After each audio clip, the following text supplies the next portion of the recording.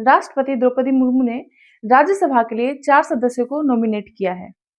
इनमें पूर्व सरकारी वकील और लोकसभा चुनाव में भाजपा उम्मीदवार रहे उज्ज्वल निकम शामिल है। उज्ज्वल निकम 26/11 मुंबई हमला में भी जो है सो पब्लिक प्रोसिक्यूटर के रूप में काम किया था और उन्होंने बहुत सारे हाई प्रोफाइल केसेस भी देखे थे।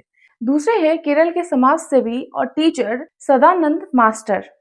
तीसरे है भारत के पूर्व विदेश सचिव हर्षवर्धन श्रृंगला और चौथे है मीनाक्षी जैन, जो कि एक बहुत फेमस इतिहासकार हैं। तो ये 4 लोग जो है सो राज्यसभा के मेंबर बनने जा रहे हैं। इनको लेकर के टोटल 12 सीट्स जो राष्ट्रपति के द्वारा नॉमिनेट किए जाते हैं वो अब फुल हो जाएगा। तो आइए इसके साथ ही हम आपको बताते हैं कि राज्यसभा के मेंबर कैसे चुने जाते हैं, इसकी पूरी प्रक्रिया क्या है। चलिए स्टार्ट करते हैं। सबसे पहले अगर हम राज्यसभा की बात करें तो राज्यसभा जो है सो पार्लियामेंट का अपर हाउस है। इसको हम काउंसिल ऑफ स्टेट भी कहते हैं। जिस तरह से लोकसभा जनता को रिप्रेजेंट करता है, ठीक उसी तरह राज्यसभा जो है सो वो स्टेट राज्य को रिप्रेजेंट करता है।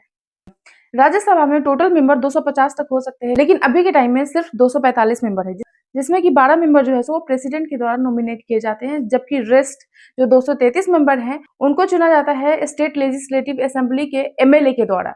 तो शॉर्ट में आपको बता दें कि राज्यसभा के मेंबर को 2 तरीके से चुना जाता है। एक प्रेसिडेंट के द्वारा नॉमिनेट किया जाता है और दूसरा जो है सो विधानसभा के एमएलए के द्वारा चुन करके आते हैं।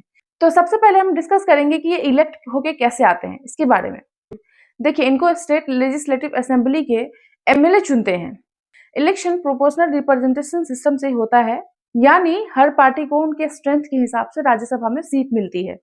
मतलब यह है कि हर पॉलिटिकल पार्टी को राज्यसभा में उतनी ही सीट मिलेगी जितना स्टेट लेजिस्लेटिव असेंबली में उस पार्टी का स्ट्रेंथ होगा। मान लीजिए बिहार में राज्यसभा के 6 सीट्स के लिए इलेक्शन हो रहे हैं और विधान विधान सभा में टोटल 243 एमएलए हैं। मान लीजिए कि पार्टी ए के पास 150 एमएलए है, पार्टी बी के पास 60 एमएलए है एंड पार्टी सी के साथ 33 एमएलए है। टोटल 243 एमएलए हो गए।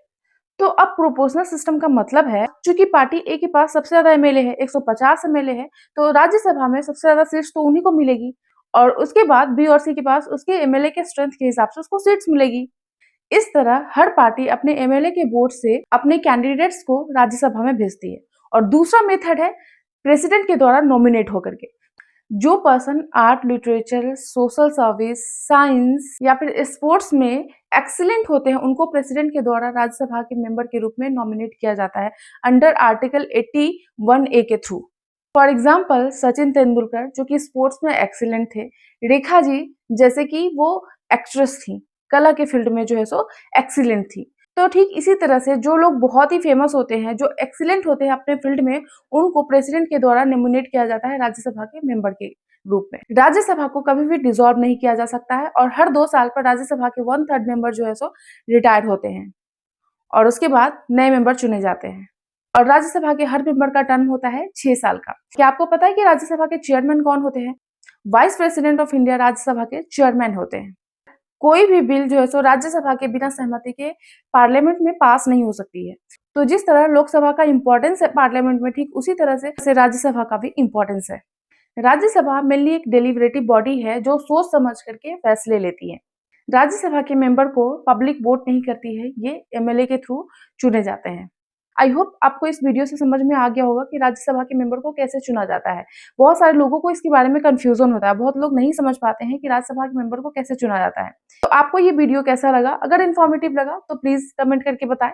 मिलते हैं मैं आपसे नेक्स्ट वीडियो में, तब तक के लिए जय हिंद, जय भारत।